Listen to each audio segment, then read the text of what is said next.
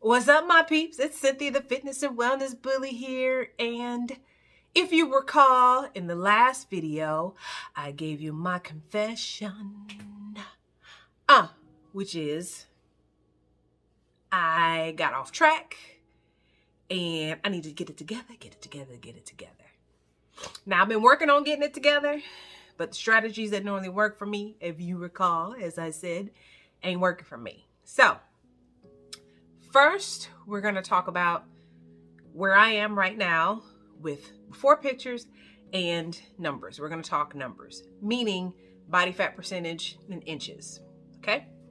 Second, we are going to talk about my strategy on figuring out what is going on and what change and making some changes to see if that will make a difference, right?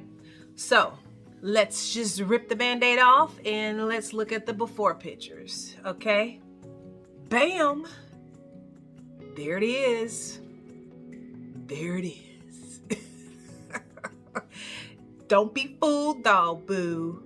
It's a six-pack underneath all this fat. There is a six-pack, okay? It's all good though. So, what I'm going to do, and if you're going through the same thing that I'm going through, I advise that you love yourself through the process, okay? Because you're gonna have ups and downs, ebbs and flows, hit plateaus. You gotta be consistent, figure out what's going on, make adjustments like I'm going to be making, and then we will be successful, all right? So love yourself through the process. I can't express that enough. So let's talk numbers, all right? This is the most body fat percentage I have ever had in my life. Okay? 47.3% body fat. Oh my God. It's okay though. Chest, 46.5 inches. Waist, 41 inches. Hips, 56.5, because these hips don't lie. Okay? Let's talk about these thick thighs, baby. Thick thighs save lives. Left, 22.5 inches. Right, 23.5 inches. And then my biceps are even. My left and my right, 15 inches at the peak. So those are the numbers, okay? So we're gonna start there. We're gonna see the numbers go down, all right? By hook or by crook. Okay, so now that we got the numbers out of the way and the before picture, let's talk strategy. The past year and a half, 2 years, I've been doing my weights 5 days a week, usually 45 minutes to an hour, and then cardio 5 to maybe 4 to 6 days per week, more like 5 to 6 days per week. Now for my weights, I've been doing a 5-day split. Some people call it a bro split, where I work specific body parts on each day, right? So it's not a total body workout, it's different body parts for each day, 5 days a week. Example would be back and buys, bro, right? I'm sure you've heard that, right? Or on a Monday. And then I may work triceps, biceps, and shoulders on Tuesday, and so on and so forth. So I was doing a 5-day split. I'm starting to think that I'm not giving my body and my muscles enough time to repair, even though I'm doing a split. I just think my body in general needs to repair more. I am a little older now, right? So I'm switching from a 5-day split to 3 days a week working on weights, strength training. But those days are going to be total body workouts, meaning I'm working the entire body 3 days a week. I'll have a nice little break in between those days, right, to recover. And then I'm going to keep my cardio at the 5 to 6 days per week. Walk, jog combination. And then I typically do 1 to 2 days of some kind of HIIT training, but they're not long HIIT sessions. They're usually like 20 minutes, maybe 30 minutes at the most.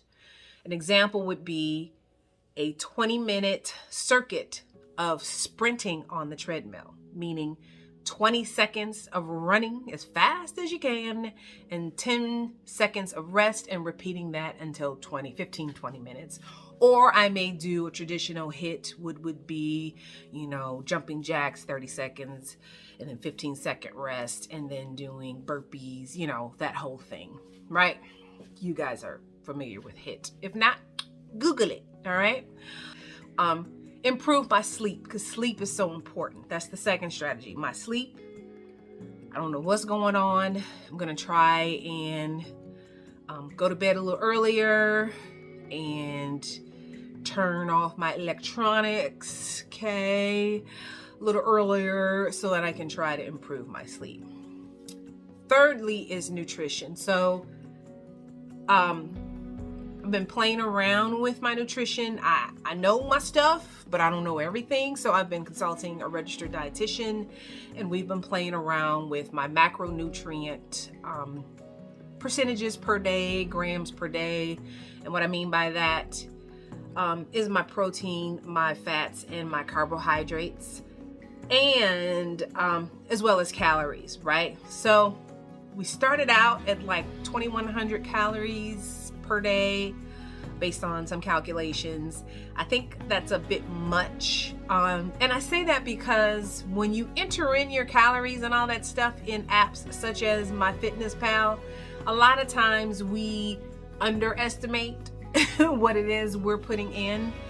And so it doesn't work out how you think it is. Like, you're probably consuming more than you really think you are. So we reduced it to 1,800 calories per day, which will probably really be at the 2,100 because of what I just mentioned, right? So I'm going to keep it at the 1,800 because we got to find a delicate balance of the right amount of calories for me to reach my goal, but support my workouts, because you need that fuel, that energy to support your workouts. If you don't have enough, you're not going to reach your goal. You're not going to burn body fat. You're not going to lose weight, right? You got to find that delicate balance, and it's a dance. So what my strategy is right now may not work. What I'm going to change it to, I should say, may not work. Then we have to adjust. But eventually we will find the right combination. All right. All right. So yeah. So the fourth, I think that's number 4, right? Yeah. The fourth and final thing I'm going to do is increase my NEAT. Okay. Some of you may know what NEAT is, but for those of you who don't, it stands for non-exercise activity thermogenesis. And these are the things and the activities that we do that burn calories throughout the day, but they're not necessarily fitness or exercise focused. So for instance, walking your dog, after they eat would be considered a NEAT in some people's eyes. I've heard some trainers say that's not really neat, but because you're intentionally going out to work. I feel that it's neat because it's not, I'm going to work out. I'm going to walk my dog. Another example of NEAT would be doing housework, right? Vacuuming, washing windows, gardening is another thing of NEAT. Fidgeting. And there have been studies that show that increasing your NEAT can help you burn another 10 to 15% more calories throughout the day. So I am going to increase my NEAT. Now, I have a sedentary desk job, right? Luckily, I work from home. But when I was in the office, we had what we call standing station. So it wasn't a whole desk that would move up and down. It was a station that you can adjust. And I used to stand all day. And I loved it. And I'm fidgeting. Yeah, fidgeting is another example of NEAT. So when you're standing, you're typically shifting the way that I am now, because I'm at my standing station right now, my standing desk. So I purchased a standing desk for my home so that I can increase my NEAT. I also purchased a exercise ball desk to help increase my NEAT as well, because when you're sitting on that ball, you're forced to kind of work your core a little more. And so those are the things that I'm going to do from a neat perspective. I love my desk. Take a look at it. I love it. I stand pretty much most of the day. So that is the goal. So let's recap my strategy. Changing from 5 days a week to 3 days a week total body strength training. Keeping my cardio where it is. Nutrition changes. Not really changes, just keeping it at the 1,800 calories per day. Making sure that I get enough protein. I may not have mentioned that. And number 4, increasing my NEAT. So we shall see if this adjustment works, right? For the next 4 weeks, we'll see if that works. If it doesn't work, we'll just go back to the drawing board and make another adjustment, because that's how it works. That's what you have to do. And that's why I say love yourself through the process. All right? So that's it. That's it. I ain't got no more. In the words of Funky Dineva, if you know, you know. Until next time, people, love yourself in peace.